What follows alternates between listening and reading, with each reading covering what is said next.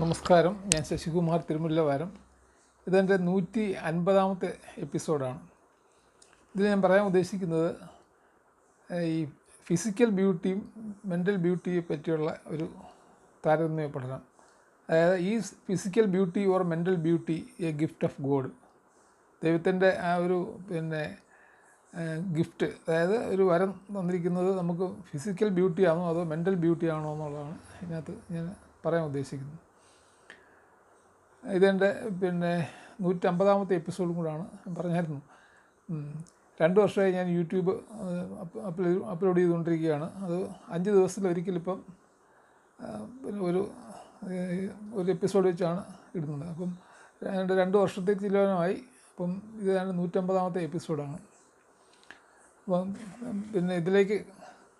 കാര്യത്തിലേക്ക് കിടക്കാം.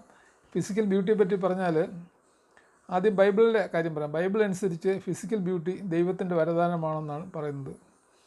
Sara, Rebecca, Rachel തുടങ്ങിയവരെ ബൈബിൾ വലിയ സുന്ദരികളായിട്ട് വിശേഷിപ്പിക്കുന്നുമുണ്ട്.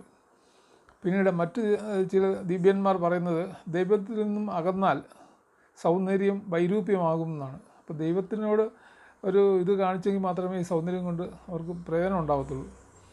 പിന്നെ അതുപോലെ തന്നെ പുറമേ കാണുന്ന സൗന്ദര്യം അഥവാ ശരീര സൗന്ദര്യം അഹങ്കാരത്തെയും അധികാരത്തിൽ നിന്ന് പുറത്താക്കപ്പെടുകയും ചെയ്തതായിട്ട് ചരിത്രം പറയുന്നുണ്ട്. അപ്പോൾ ഈ പുറമേയുള്ള സൗന്ദര്യം കൊണ്ട് അഹങ്കരിക്കാൻ പാടില്ല. അഹങ്കരിച്ചാൽ അവർക്ക് എല്ലാം നഷ്ടപ്പെടുമെന്നാണ് പറഞ്ഞതിൻ്റെ അർത്ഥം. പിന്നെ ഉള്ളിലെ സൗന്ദര്യം അഥവാ മനസ്സിൻ്റെ സൗന്ദര്യം ഒരിക്കലും സാഹചര്യം കൊണ്ടോ സമയം കൊണ്ടോ നശിപ്പിക്കാൻ സാധ്യമല്ല.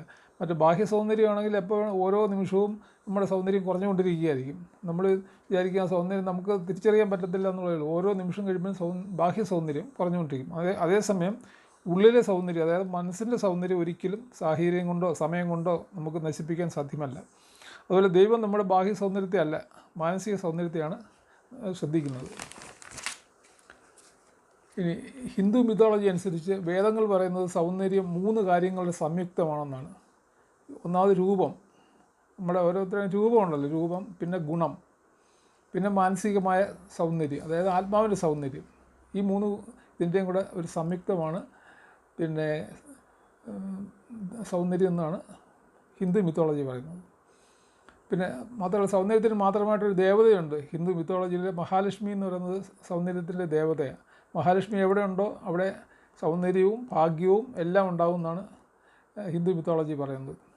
അതുപോലെ ഭഗവത്ഗീതയിൽ ഭഗവാൻ കൃഷ്ണൻ പറയുന്നുണ്ട്, ആത്മാവ് സ്വർണം പോലെയാണ്. ആത്മാവെന്ന് പറയുന്ന ഒരാളിൻ്റെ ആത്മാവെന്ന് പറയുന്നത് സ്വർണം പോലെ. അതിന് ഏത് ആഭരണങ്ങളാക്കിയാലും അതിന് ആ സ്വർണം കാണുമല്ലോ, ഏത് ആഭരണങ്ങളാക്കിയാലും സ്വർണം അതിനകത്ത് നിലനിൽക്കും. അതേപോലെയാണ് ഈ സൗന്ദര്യം എന്നാണ് ആത്മാവിൻ്റെ സൗന്ദര്യത്തിനെ പറ്റി ഭഗവത്ഗീതയിൽ ശ്രീകൃഷ്ണ ഭഗവാൻ പറഞ്ഞിരിക്കുന്നത്.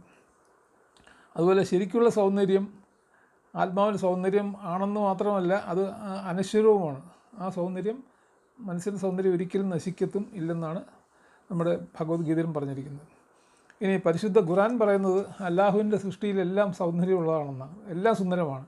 സ്ത്രീകളും പുരുഷന്മാരും പ്രകൃതിയും എല്ലാം, അതായത് അല്ലാഹുവിൻ്റെ എല്ലാ സൃഷ്ടികളും സൗന്ദര്യമുള്ളതാണ് എന്നാണ് പരിശുദ്ധ ഖുർആനിൽ പറയുന്നത്.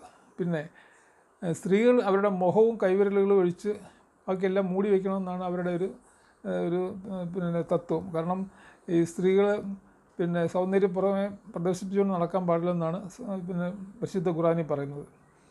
പിന്നെ എല്ലാവരുടെയും സൗന്ദര്യം ആത്മാവിൻ്റെ മാത്രമാണെന്നും പരിശുദ്ധ ഖുർആൻ പറയുന്നുണ്ട്. ആത്മാവിൻ്റെ സൗന്ദര്യമാണ് അവിടെ പ്രധാനം. ബാഹ്യ സൗന്ദര്യത്തിന് വലിയ പ്രാധാന്യം പരിശുദ്ധ ഖുർആൻ കൊടുക്കുന്നില്ല. പിന്നെ എല്ലാ മതങ്ങളും പറയുന്നത് പുറമേയുള്ള സൗന്ദര്യങ്ങൾ സ്ഥിരമല്ല. മനസ്സിൻ്റെ സൗന്ദര്യവും എപ്പോഴും ദൈവങ്ങൾ പോലും നോക്കുന്നത് മനസ്സിൻ്റെ സൗന്ദര്യമാണെന്നാണ് പറയുന്നത്. ബാഹ്യ സൗന്ദര്യം ഒരു സ്ഥിരമായിട്ടുള്ള കാര്യമേ അല്ല. ഇന്നത്തെ ലോകസുന്ദരി ഒരു 2 വർഷം കഴിയുമ്പം ലോകത്തിലെ സുന്ദരി ആവത്തില്ലല്ലോ, ഒരു സൗന്ദര്യം കുറഞ്ഞുകൊണ്ടേയിരിക്കും. അപ്പോൾ അതേപോലെ മനഃശാസ്ത്രം പറയുന്നത് സൗന്ദര്യമുള്ള ആണായാലും പെണ്ണായാലും ആളുകളുടെ കൂടുതൽ ശ്രദ്ധ പിടിച്ചു വരുന്നു എന്നുള്ളത് ശരിയാണ്. എവിടെ ചെന്നാലും എത്ര വലിയ തിരക്കുള്ളിടത്തായാലും സൗന്ദര്യമുള്ളൊരു സ്ത്രീയോ സൗന്ദര്യമുള്ളൊരു പുരുഷനോ ഉണ്ടെങ്കിൽ ആളുകൾ കൂടുതൽ ശ്രദ്ധിക്കും. ഇപ്പോൾ സിനിമാ താരങ്ങളോ അല്ലെങ്കിൽ സൗന്ദര്യമുള്ള സ്ത്രീകളൊക്കെ വരുമ്പോൾ ആളുകൾ കൂടുതൽ ശ്രദ്ധിക്കുന്നവരെയാണ്. എന്നിരുന്നാലും നല്ല മാനസിക സൗന്ദര്യമുള്ളവർക്ക് ജീവിതത്തിൽ നല്ല രീതിയിൽ ആസ്വദിക്കാനും ആരോഗ്യം ശ്രദ്ധിക്കാനും കഴിയുന്നെന്നും മനഃശാസ്ത്രം പറയുന്നുണ്ട്. അതുപോലെ തന്നെ ഉള്ളിലെ സൗന്ദര്യത്തിന് നല്ല രീതിയിലുള്ള സ്നേഹവും കരുണയും ഉള്ള ആണിൻ്റെയും പെണ്ണിനെയും സൃഷ്ടിക്കുന്നത് മാത്രമല്ല, അവർ മറ്റുള്ളവരെ ദ്രോഹിക്കാതെ ഈ ഉള്ളിലെ സൗന്ദര്യവും ബാഹ്യ സൗന്ദര്യവും നല്ല ആയിട്ടുള്ള ആളുകൾക്ക് എല്ലാവരും മറ്റുള്ളവരെ ദ്രോഹിക്കാൻ പറ്റത്തില്ലെന്നാണ് പറയുന്നത്. കാരണം ഈ സൗന്ദര്യം പിന്നെ പുറമേ കാണിക്കുന്നതല്ലല്ലോ, ശരിക്കും മനസ്സിലും ആ സൗന്ദര്യം ഇല്ലെങ്കിൽ അവർ മറ്റുള്ളവരെ ദ്രോഹിക്കുന്ന ആളുകളായിരിക്കും എന്നാണ് പറയുന്നത്. പിന്നെ മനഃശാസ്ത്രം പറയുന്നത് സുന്ദരന്മാരും സുന്ദരിമാരും ഒരിക്കലും നല്ലവരാകണമെന്നില്ല, പക്ഷേ നല്ല ആളുകൾ എപ്പോഴും സൗന്ദര്യമുള്ളവരായിരിക്കും എന്നാണ് മനഃശാസ്ത്രത്തിൻ്റെ ഒരു തിയറി. അതായത് സുന്ദരന്മാരും സുന്ദരിമാരും ഒരിക്കലും നല്ലവരാകണമെന്നില്ല, പക്ഷേ നല്ല ആളുകൾ എപ്പോഴും സൗന്ദര്യമുള്ളവരായിരിക്കും. ഇതാണ് ഞാൻ പറയാൻ ഉദ്ദേശിച്ചത്. നന്ദി, നമസ്കാരം.